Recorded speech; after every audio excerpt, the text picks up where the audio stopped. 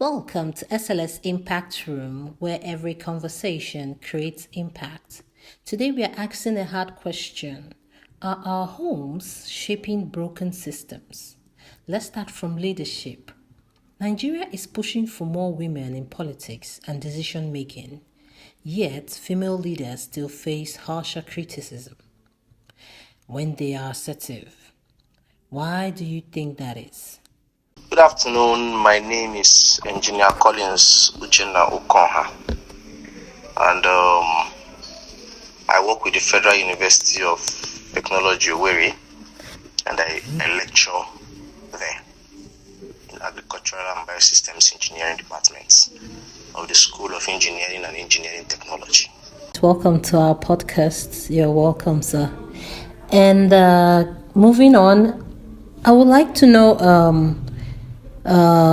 So let's talk about mental health. We're seeing more conversations around it in Nigeria, especially among young people. But the culture of men don't cry is still strong. So does that affect men emotionally? Emotions. Everybody has emotions, both the male and the female species. Unfortunately, we live and have been bred in a patriarchal society where certain things are not sort of allowed or permitted for men. And one of those things is the public display of emotions. So it's not really, it's frowned upon. Even though right now, that culture is changing, but it is still being frowned upon. And people will still tell you, are you not a man?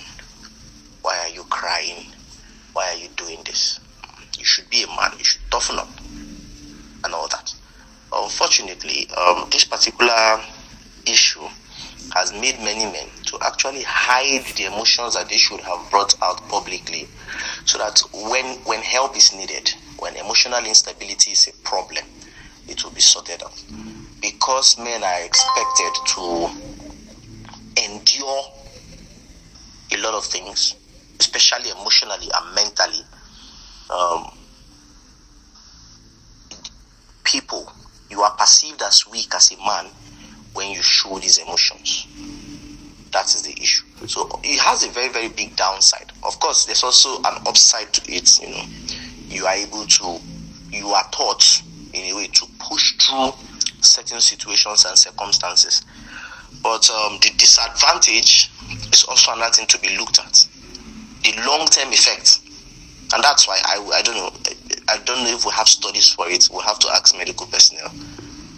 Men have a shorter lifespan in general compared to women. I, for one, want to believe that mental stress plays a major role in this particular issue over time. Well, interesting point you made there. And while men are taught to suppress, women are taught to absorb. In today's Nigeria, with economic pressure and demanding workplaces, why are women still expected to excel professionally and carry the emotional weight of the home? Okay, your question. Why men are taught to suppress, women are taught to absorb. Oh yes, I still this whole issue of living in a patriarchal society. The women are told to absorb some of these things. The men are told to suppress it. Why the women are told to endure it, sort of absorb, take it all in. Of course, we know that it shouldn't be the case. It shouldn't be the case. But unfortunately, living in a patriarchal society, this has always been the norm. As I said earlier, some of the things we're starting to change some of these cultures, but it's going to be a while. It's going to be a while before they change, because in a way, I would always say that the upbringing and training of a male child and a female child should be different. You cannot train them the same way. You cannot bring them up the same way. There are certain things, there are certain standards that a female should be held up to, and there are certain standards that a male should be held up to.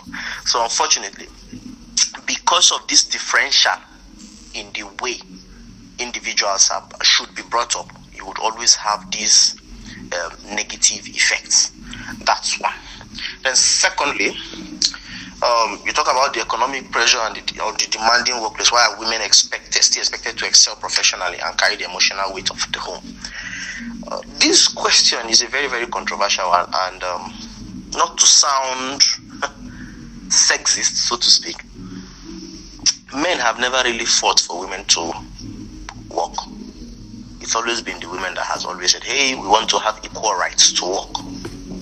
So in this case, if you are working as an individual, even you as an individual, you shouldn't expect yourself to be stagnant just because you are a wife or a mother. I understand. Now, here's the thing. As a wife and a mother at home, there are certain things that you have to do. The woman is the homemaker. Everybody knows that. Yeah, and this is not the norms that have been created by society. It is just simple nature. A home, the spirit of a home, the atmosphere in a home, the emotional atmosphere in the home is created by a woman. If a house is welcoming, it is the woman that does it. If a house is not welcoming, it is the woman that also, it is what she exudes that will prevail in the house. Yeah. So for this reason, the atmosphere she creates at home, the atmosphere she creates at home is going to be affected by the pressure she faces at work. Now here's the problem. Okay. A lot of people, a lot of women don't want to separate the two.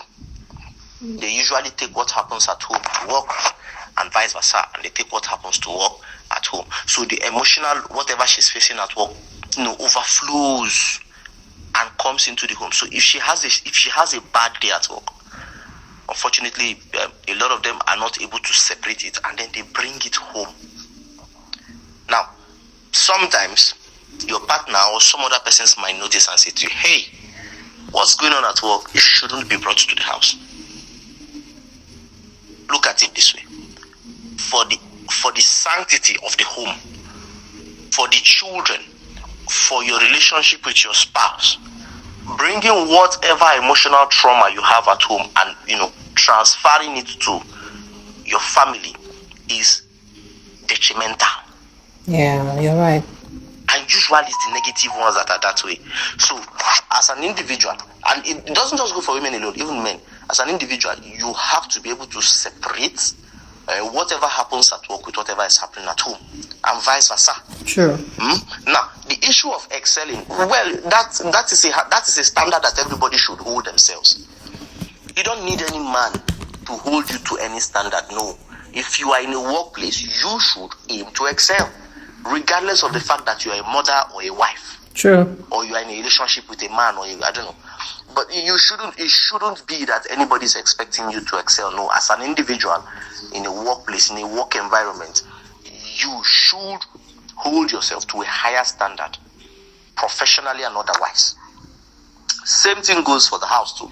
Yeah. You have to make sure that whatever negativity that happens at work doesn't come to the house, and whatever negativity that happens at home doesn't also, transfer or translate to the workplace.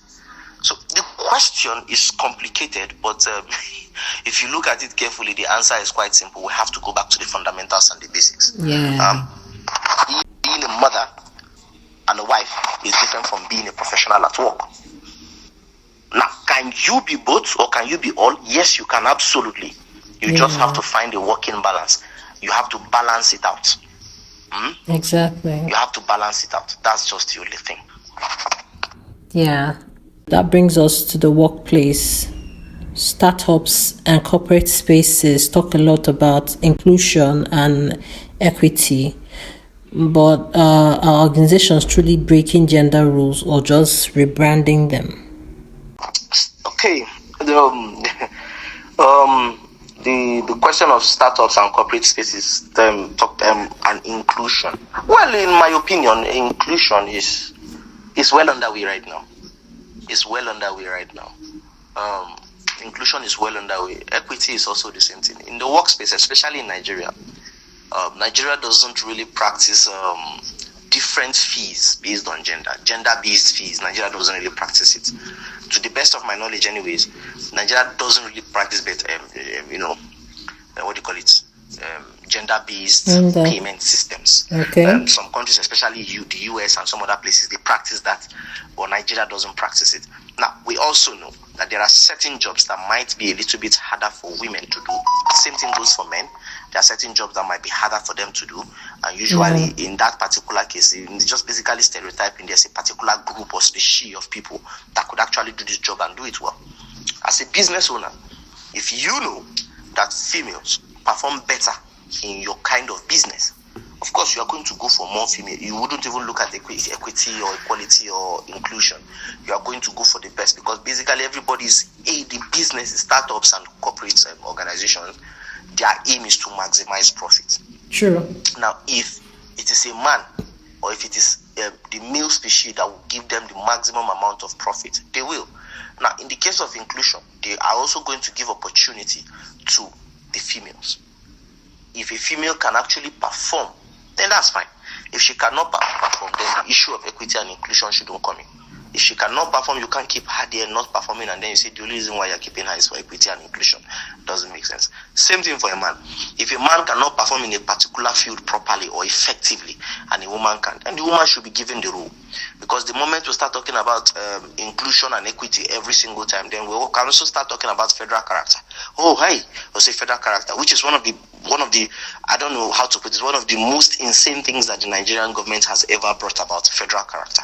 When somebody is, even if somebody is not actually up to a particular task, because the person is from a particular locality or a particular ethnicity, you have to bring the person to do the job, regardless of the person's ability. So, for me, I think ability should be the first thing we should look at. But then, I don't want to digress. That's not what we're talking about. We're talking about, inclusion in startups and corporates. Places. And to me, the answer is yes. There's a lot of inclusion going on. There's a lot of equity going on. Of course, we know, because we live in a patriarchal society, I'm going to be honest, we have men. We have more men in short calling or higher ranks than females. And this is a product or an offshoot of patriarchal society. You know that all these things, when we started the whole inclusion, it's not up to 30 or 35 years. We are just starting as a continent. We are just starting. So, and we know that religion and cultural differences play a very, very huge role in some of these things down here. So we cannot just look at it from one angle. We have to look at it from other angle. What are the influencing forces?